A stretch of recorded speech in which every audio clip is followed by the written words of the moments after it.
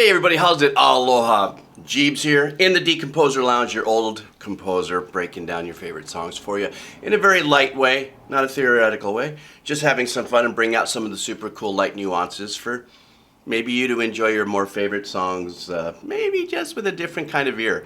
Anyhow, Steven Wilson, Drive Home, is up right now. This has been stashed in my suggestion list. This week is going to be a recycle week. It's going to be pretty busy. I'm going to have a great time. Want to thank you guys with the support for the channel. As you know, any ads run. There's not any support here for my channel because it's all copyright claim. If you want to buy me a cup of coffee, super cool beans, the link will be down below. Anyhow, let's do this. Steve Wilson, Drive Home. All right.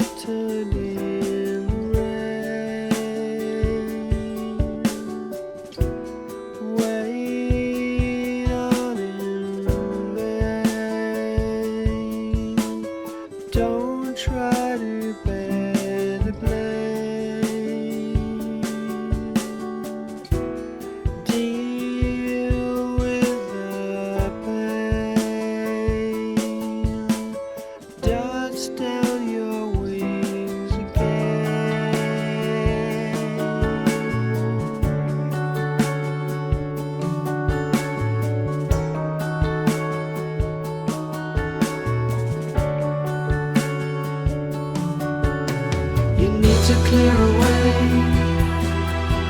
all the jets out in your brain and face the truth.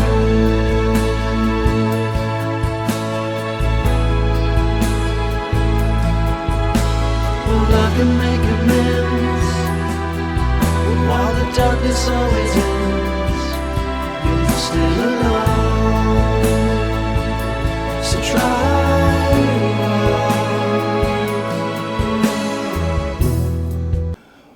Wow, this, there is a lot going on here. And being that my breakdowns are not theory minded, which this would probably be an excellent song for some of the top theory guys to break down here on YouTube.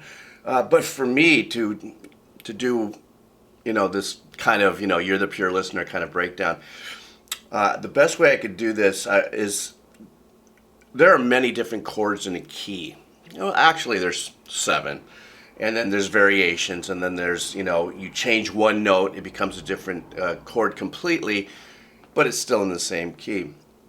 And then you can go outside of it. The reason why I'm saying this is because the uniqueness of the chords that he's using, that very beginning sounded kind of like it was kind of a nice little kind of classical chord change, or classic chord changes that were going there, that when the cadence came around, which is kind of that ending of the bar, you felt like it's going to take you into another turnaround, be it repeating the phrase or not. Very beautiful. Those chords are very beautiful, and they automatically put you on a journey. It triggers something different here in your listening experience. And then there's so much that just happened here. I'm at a little bit of a loss here, but as soon as the drums came in, very nice, super clean groove, but I loved the piano and the keyboard, the piano and the guitar doing their patterns. Their patterns were somewhat right on top of each other, but they were very well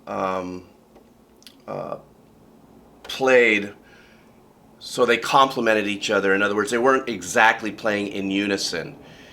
And I love the fact that the way the guitar is engineered, it's actually seemingly a little harder left and right than the piano. The piano's still stereo and it's got a stereo ambiance, but the actual guitar engineering really split it up. The vocal comes in, and then, but it's just beautiful. It's just, I've done some work on Steve, and I know where he's been influenced by, and you can hear it, from some of the great, prog rock in the bands out in the 70s and stuff. Then when the next kind of raise in the arrangement came, those beautiful strings, just engineered so well, so beautiful. And there was, excuse me, and there was some beautiful changes where there was like, you felt like it was going to resolve into one key and stuff, but it didn't. It actually laid out into a very suspended kind of chord. You may have seen me react and kind of fall back in my chair a little bit. And it was just absolutely stunning. Everything that he's doing right now is exactly taking us on a journey. Like I said, it's lighting off a different listening sensory, if you would. And and then I realized it's drive home, I'm not listening to the lyrics because I'm just listening to him as a performer. But it's definitely driving us somewhere, and it's beautiful chord changes. Those chord changes are intricate. And so anyhow, let's keep going on. Still alone, so try.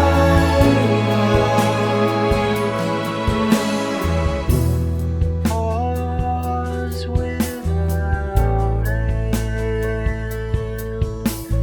born till time suspends. How could she leave? Release all your guilt and grief. Give up your pain. Hold up your head again.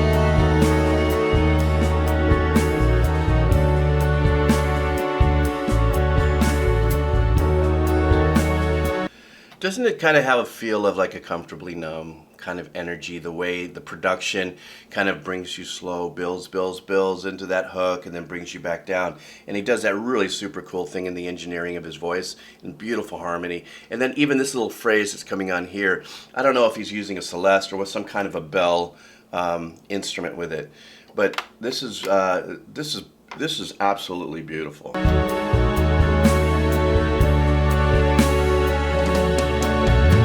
You need to clear away all the jetsam in your brain and face the truth.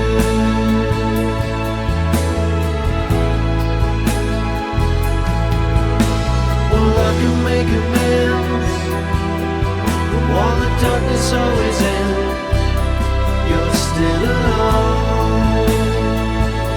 So try.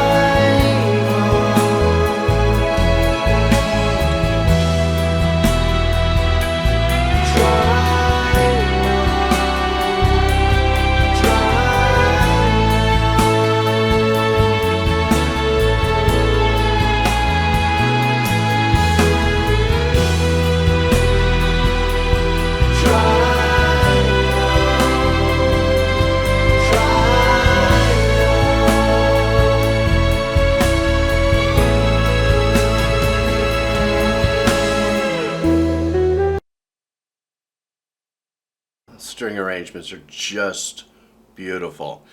Power in the simplest moves is in full regalia right here. And when you're a composer, or if you're a musician, period, you can sense changes coming because you're already kind of rinsed in the structure of songwriting or composition and stuff, and you could tell whether something is going to continue. You may have seen me as I was listening for the strings, and the next step is obviously there's going to be another step and another move. There's a certain predictability about that we feel as musicians, not about this arrangement, but about that. We can predict the change, whether it's with the drums. Speaking of the drums, beautiful engineering on the drums, super clean sound, super beautiful. And the bass, I haven't said anything yet about the bass, but my goodness, really kind of zone in on the bass a little bit through this, because it's giving that extra rhythmical lift, in the arrangement. The bass players, can have that liberty well, if the producer and the writer allows and the composer, to really be able to walk around a little bit, hold its own melody down in this zone, in this pocket of the tones. Tones being, 0 to dog whistle. I like to say beetle fart to dog whistle. And beautiful sound to that bass. It doesn't sound like a fretless, but the tones of that bass, very warm and milky, but really is holding its pocket so well. But those excuse me, those string arrangements are just beautiful, and the dynamics of the string arrangements too. The glisses up into the next as you're sliding up into the next notes and stuff like that. Just wonderful. Let me go back a little bit here.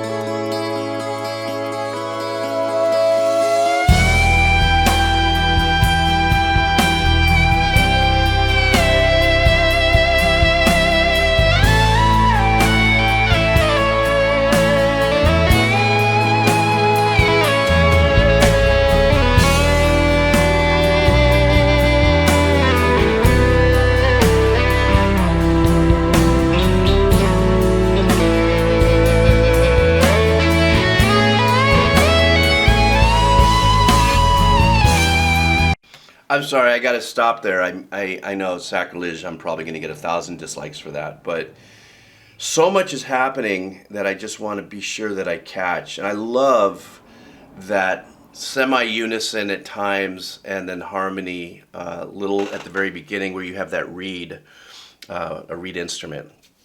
I thought for a second it could have been an oboe. But it could be like Kenny G made a pit stop there and he did a little bit of work. I'm just kidding. That was beautiful. And it's just, there's so much happening in a simple way. It's just so easy for me to actually become a part of the song. And you know how much I struggle with that as a composer, because of how my ears work, how my life has always been. I'm always deconstructing, but this is one of the very few songs that I'm actually being pulled into and getting lost in the piece and not doing what I should be doing here and picking out parts and bringing it to you. To the best of my ability, though, that whole section where the reed instrument was following the guitar, absolutely beautiful, wonderful melody. I don't call that wasn't a solo. It was a purposely played melody. That was just gorgeous. Now we get into what this guitar is doing, and it feels to me, I always say it that way because I'm sure someone's going to chime in and help me out, but if you have enough compression and sustain on your guitar, depending on your pickups and your abilities, this up to this point, which I'll go back a little bit, so don't worry about that, all that work that we're hearing in this solo here is very light touches, while we're moving in here in between the frets instead of picking and getting a definitive solo out of it. And it's giving such a haunting vibe to that solo, of which on this channel I haven't heard yet. I haven't heard anybody do anything like this. And it's just, I have so much I want to say. I don't have enough ways to articulate it without turning this into a 1-hour video, but this is just beautiful. Let me just go back a little bit and we'll continue.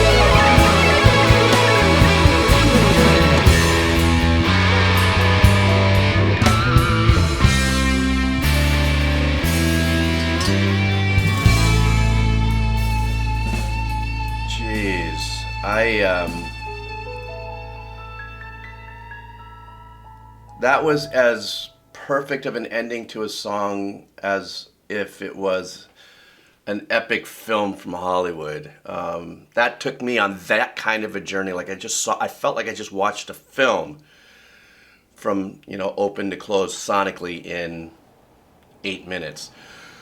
So let's talk a little bit about that solo. I know that I've heard that style before, and I'm going to take a guess because we know that Guthrie Govan was on his was something number 9 that Steven Wilson did, and I'm going to bet because I heard a few riffs in there because I love Guthrie Govan. He's not only is he a great guitar player, but he's an amazingly articulate, incredible communicator and theater of the mind with his words as well. He's a wordsmith master, as well as a guitar master. I'm going to say this is Guthrie Govan, and I think it's only somebody with that particular skill set that can manage the solo the way it was played. Not saying that all the other great guitar players can't do it. It's just what's in the toolbox on a single pass. So if anybody knows anything about Guthrie, everybody's mostly blown away that it's a one passer. God forbid he says, let me think about this for a second, what he might come up with. This could be one of those moments there. What I love about the last couple minutes of the song is how it took us on this building arrangement as we stacked into the end of the song, and then it drops down. At the very beginning, when the slide guitar or the guitar with that technique is happening, the arrangements are mellower, and then as it grows, every like 4 bars or 8 bars as it moves forward, you hear a new arrangement, or you hear the musicians get a little more progressive with their rhythmical feeling and stuff. So you hear the bass starting to kind of get a little behind Guthrie with some moves as well, and then the drums as well. He's starting to hit the liberties and the expressions of letting it go a little more. Same thing with the piano. Same thing with the guitars. Everything built. Everybody a little more, and then brings it down to this close that we just had. Thank you so much for those of you who put this down on my, in the comments. This is a song I'm definitely going to listen to quite a few times today, and like I said, I would love to see one of these super talented theory channels break this down.